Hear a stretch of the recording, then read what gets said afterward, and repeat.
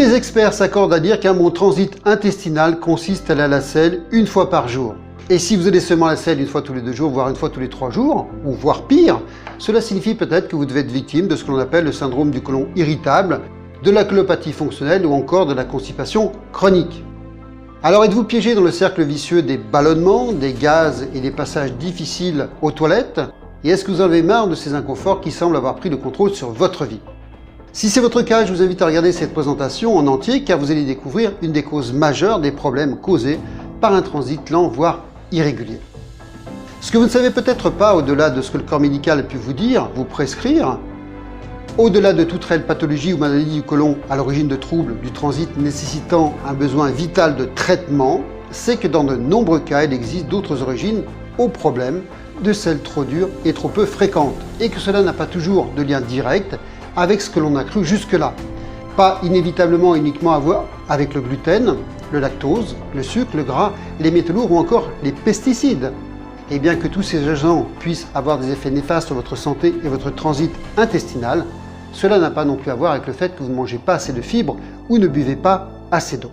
Alors pourquoi je vous dis tout cela? Parce que des études sérieuses en neurosciences ont démontré définitivement depuis déjà de nombreuses années qu'une des causes cachées des problèmes de transit est fortement liée au stress physique, psychologique et émotionnel qui dérègle les cellules nerveuses des intestins.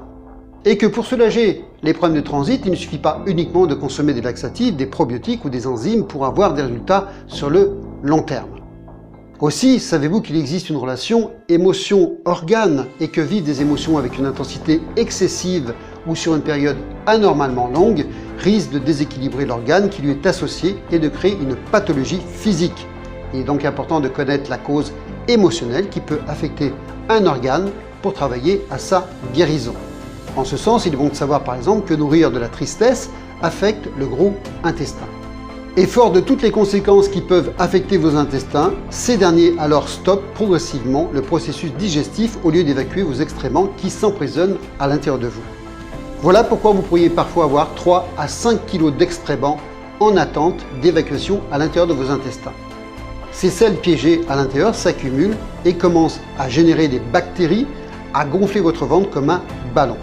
Et si vous ne faites rien pour éliminer ce stress qui a colonisé vos intestins, votre transit, vous l'aurez compris, va devenir de plus en plus lent et cela risque de causer progressivement des problèmes plus graves, voire une occlusion intestinale à un tel point que vous pourriez, si ce n'est déjà le cas, passer des heures enfermés dans les toilettes ou essayer de pousser désespérément pour expulser vos selles. Mais vous pouvez sortir de ce cercle vicieux plus facilement que vous ne le pensez. Je vais donc vous révéler dans un instant comment vous pourriez retrouver un transit régulier avec un outil d'accompagnement simple qui permet de mobiliser toutes vos ressources afin de vous adresser à la partie responsable de votre corps, votre système nerveux dit parasympathique, pour retrouver l'homéostasie. Et pour combattre ce stress à l'origine du ralentissement de votre transit et vous aider à expulser ces excréments actuellement piégés dans vos intestins. De plus, cet outil facile à mettre en œuvre peut aussi vous aider à faire fondre la graisse profonde au niveau de votre ventre si vous êtes en surpoids. Vous libérez bien sûr du stress que vos cellules les plus denses et subtiles subissent chaque jour tout en retrouvant un équilibre physiologique, émotionnel et en gagnant en énergie. Alors si vous êtes sujet ou sujette à une succession interminable d'inconforts digestifs, de ballonnements et de douleurs quand vous allez aux toilettes et qu'il vous arrive peut-être de passer 2 à 3 jours d'affilée sans pouvoir faire vos besoins et que malgré tous vos efforts rien ne sort et que vous quittez parfois trop souvent les toilettes avec cette sensation désagréable voire frustrante d'avoir quelque chose de coincé à l'intérieur de votre ventre et que vous avez l'impression de passer votre vie dans les toilettes, voilà comment vous pourriez voir votre transit intestinal s'améliorer à partir d'une quinzaine de jours, en mettant en pratique un petit rituel qui ne vous prendra que quelques minutes par jour. Et cet outil fait partie de l'hypnose, et plus particulièrement de l'auto-hypnose qui permet de s'adresser directement à votre système nerveux parasympathique en charge de votre homéostasie. Alors peut-être que la notion d'hypnose et le fait qu'elle puisse avoir des effets bénéfiques sur vos intestins est peut-être encore confus pour vous, voire incroyable. Mais rassurez-vous, je vais tout vous expliquer.